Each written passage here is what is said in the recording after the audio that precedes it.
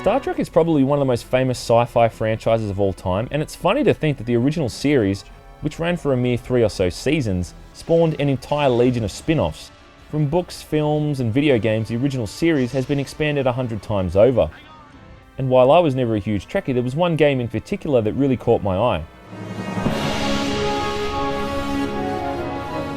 That was Star Trek Voyager Elite Force, developed by Raven Software in the year 2000, their first game using the Quake 3 engine.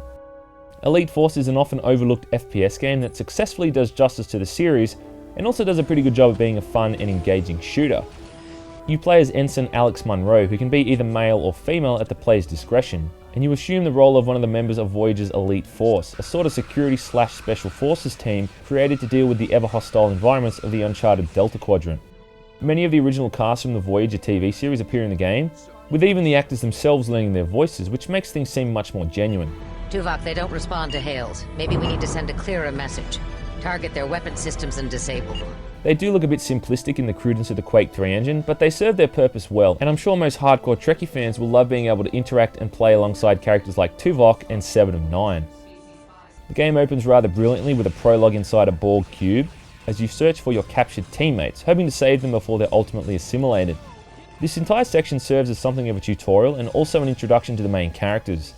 These levels really utilize the Quake 3 engine's capabilities quite well, with great atmosphere and some inventive layouts. Ultimately though, whilst trying to free your teammates, Munro inadvertently blows up the entire cube, revealing the whole mission to be nothing more than a training simulation designed to test his resolve. No, wait, don't!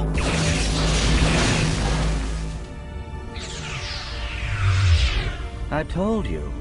After a brief interlude, Voyager is attacked by an unknown assailant, suffering massive damage and being subsequently transported into some sort of strange location. From there, it's a matter of exploring the nearby desolate ships and trying to figure out what the hell happened. Most of the levels involve basic exploration, usually with the aid of 1 or 2 Hazard Force teammates, and whilst the AI isn't brilliant, they do a good enough job of holding their own against the enemy forces and giving you a real sense of teamwork and camaraderie. It's pretty rare when you're on your own, and the main focus of the game is on the relationship between Munro and the rest of the Hazard team. Initially you start off with just a phaser and a rifle, but as you progress through the levels you gradually unlock more powerful weapons. These are all energy-based weapons as you'd expect, though they're very much inspired by FPS classics like miniguns and rocket launchers. These are all great fun to use and have some really gorgeous and artistic particle effects.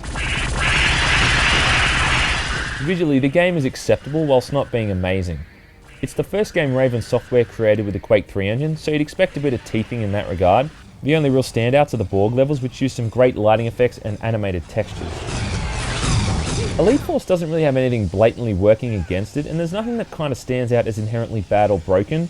The only real complaint about the game is that it can get a little bit repetitive, as you really only go from level to level shooting people in different looking corridors, and the gameplay doesn't really diversify at all.